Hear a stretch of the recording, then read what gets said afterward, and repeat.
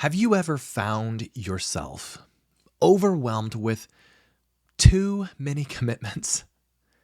Well, we live in a world that is full, chock full of opportunities, possibilities, and truly exciting ventures. But while that's all amazing, it can also lead us down a path of overcommitment and burnout even. And that's why it's crucial to understand the power of our choices and the impact they have on our productivity and really on our well-being. Welcome back, everyone, to another episode of the Do More podcast. I'm your host, Ben, from benribble.com Coaching, where we focus on three foundational pillars: leadership, productivity, and organization. Well, I'm thrilled to have you join me today because in today's episode, we're going to dive into an extremely thought-provoking concept. Every time you say yes, you are in turn saying no. It's really all about making wise decisions about how we allocate our time. So, grab your cup of coffee or tea or whatever your preferred beverage is, and let's get started. Let's start by exploring the idea that every time we say yes, we are implicitly saying no to something else. Maybe it's when you say yes to that extra project at work that means that you have to spend more evenings at the office. Maybe that's saying no to spending quality time with loved ones, or no to personal hobbies that you may have. Or maybe when you say yes to that extra activity and for your volunteer organization, maybe that's you saying no to self-care and relaxation. Remember, we only have so many hours in a day, and when you say yes to something, you are most likely or always saying no to something else. And we really often underestimate the value of those two simple letters making the word no. And we underestimate the impact it has on our overall productivity and happiness. So, the big question here is, how can we make wiser decisions about how we allocate our time? Well, the first step is to gain clarity about our priorities. We have to know what our priorities are in order to make informed decisions, right? What is it that truly matters to you? I want you to take a moment to reflect on your core values, the things that matter the absolute most to you. And then focus only on the activities that align with those core values. And by understanding what's truly important to you, what your core values are, your beliefs are, then you'll be better equipped to make decisions that support your overall goals and your aspirations. And another essential aspect of decision making is learning to assess the opportunity cost. Learning to assess the opportunity cost. Whenever a new opportunity comes knocking on your door, it's crucial to evaluate not only the potential benefits that it may bring you, but also the potential drawbacks and the time and energy that it may require from you. You'll need to weigh these factors one against the other, and doing so is going to allow us to make more informed choices and really to avoid spreading ourselves too thin to the point that we're miserable. Now, of course, we all know that saying no isn't always easy. Sometimes it's downright hard because, and this gets me right here, we want to please others. We're people pleasers. We want to avoid disappointing others, right?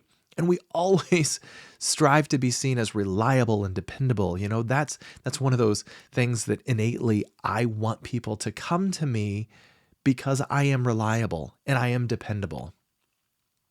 But remember, saying no doesn't mean you're being selfish or uncooperative. Friends, I'm going to repeat that for those of you in the back.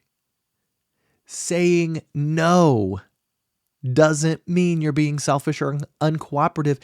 It simply means that you value your time and your resources, and that you recognize the importance of maintaining a healthy work-life balance. So, how can you do that in your own life? How can you make those decisions? We talked about knowing your core values, saying no, but how can you make better decisions when it comes to your time and your energy? Well, here are a few practical tips that I've come up with. First of all, give yourself permission to pause. Pause before responding to requests. Pause before responding to invitations. Pause before responding to demands on your time and energy. Friends, I want you to physically take a deep breath when someone asks you to commit. I want you to take a deep breath, and I want you to assess your schedule, your calendar, what your energy level currently is right now. And I want you to consider whether the commitment aligns with your priorities and your core values. And believe me, it is okay to say to someone, let me get back to you on that. I can't make a commitment right now. Or maybe you say, let me check my calendar and I'll get back to you. Doing this gives you the opportunity and the time that is necessary for you to think about, to assess the opportunity, the activity, the commitment that you're getting ready to make. And the fact of the matter is, if you're going to decline participating in this activity, or you're going to turn away from this commitment, now's the time to do it. No one wants someone to commit to something for it to be an empty commitment and for them to later turn it down or decline it later after they've already committed. It's absolutely best for everyone if you plan to decline the commitment, that you do that early on. Okay? And also what that does is that keeps you from coming across as flaky or unreliable, not dependable. Okay? If you decline early on, nobody's going to think anything more about it. However, if you wait until you've already committed, or there's a due date tomorrow, friends, I guarantee you that you're going to frustrate people, and it's going to be harder to get out of the commitment unscathed. Okay, so remember that. Give yourself permission to pause. Let me check my calendar. Let me get back to you. So on. Our second strategy or practical tip here is practice the art of delegation. Sometimes we say yes because we feel like we're the only ones capable of getting the job done, or the only ones capable of getting the job done correctly. I've heard that. I've probably said that. But we need to remember that when we delegate tasks to other individuals, not only do we create space in our own schedule for things that truly matter to us, but friends, what that does is that gives us the ability to empower someone else to do something or to create, or it allows someone else to step in and do something or find themselves, in that area. So that was practical tip number 2. Practice the art of delegation. Delegate. And the third tip that I have for you is learn to set boundaries. I want you to think about a dog that runs free in the front yard, but he has a fence, right? That fence is there for more than just to keep him in, right? That fence is to keep him or her safe, keep that dog safe. And it protects the dog. It gives it clear indicators of where it can and can't go.